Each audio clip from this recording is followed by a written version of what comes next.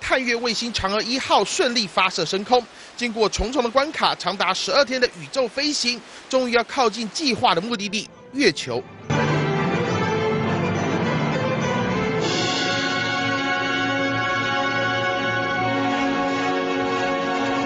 11月5号，嫦娥1号正式要进入到绕行月球的轨道。整个过程可不像传说中嫦娥奔月那么容易，因为卫星在脱离地球轨道后，经过5天的急速飞行，嫦娥1号必须调整成像这样螺旋式的飞行，才能不断的探测月球的表面。您可以想象，只要有一点的差错，卫星就会飞到无穷无尽的宇宙里。 所以，不管是在点燃火箭，还是在计算时间点，都不容许有丝毫的误差。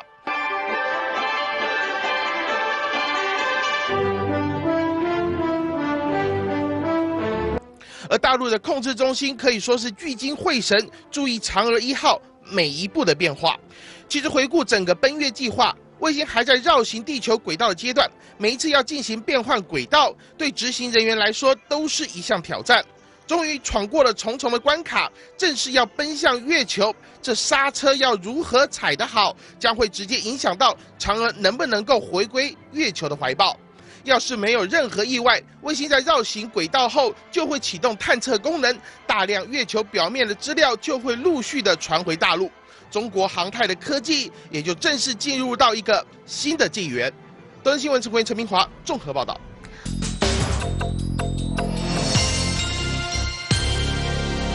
日本两大党，也就是执政的自民党和在野的民主党，对于是否要继续支援驻阿富汗美军的后勤补给任务产生了歧见。由于美国是日本最重要的盟邦之一，而平和宪法对于日本派兵海外又设下了重重的限制。西方的观察家到底是如何来看待日本自卫队支援美军的任务呢？一起来听听齐麦克的看法。Mike。 Well, this became a very important development symbolically as well as substantively. Right after the September 11th, 2001 attacks, the Prime Minister of Japan at the time, Junichiro Koizumi, pushed through legislation that would allow Japan, despite its pacifist constitution, to send Japanese Navy ships to the Indian Ocean. Their mission there would not be combat, but would be to provide refueling and other supplies for American and other naval vessels who were operating off the coast of Pakistan and Afghanistan in the battle against Al-Qaeda.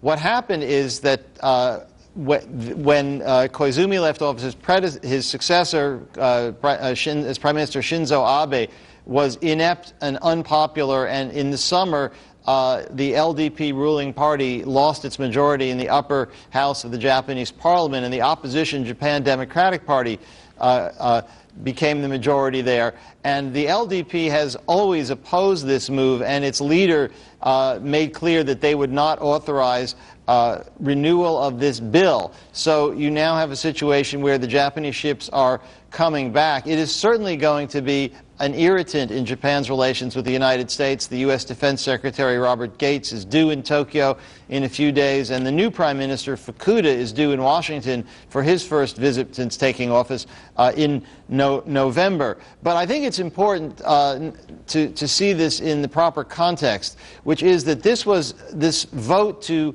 or the opposition to this operation was as much an expression of opposition to the U.S. war in Iraq as anything else. The opposition party has been very critical of the Iraq war, so for that matter has the current prime minister. And so I think this vote and the battle over it was as much a kind of reflection of Japanese views on the Iraq war. There are still some signs that the Japanese government will look for other ways to be supportive and see what other steps it can take. But in the short term, it does remove the Japanese from the picture in the front off Afghanistan and Pakistan, and it's brought to the fore again the whole debate about how Japan should handle overseas military deployments, given its role as a key American ally and given its long-standing pacifist constitution, and the fact that those two are sometimes in contradiction to one another. 48国新闻现场，30年采访经验，深度报道，第一手评论，看见齐麦可在东森，请锁定东森亚洲新闻台。澳大利亚东南部的维多利亚省在周末遭受到了暴风的侵袭，低洼。